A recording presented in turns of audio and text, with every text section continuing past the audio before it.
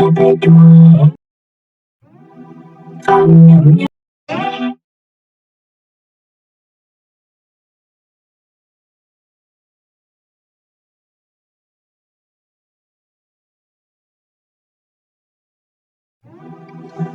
Нельзя меня трогать. Я до тебя дотянусь. А нет, не дотянусь. Ну ладно, пойду.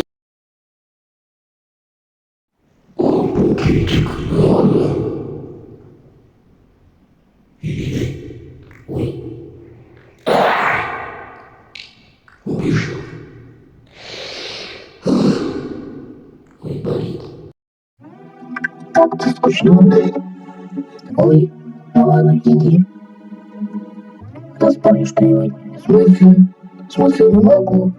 Голова трудная.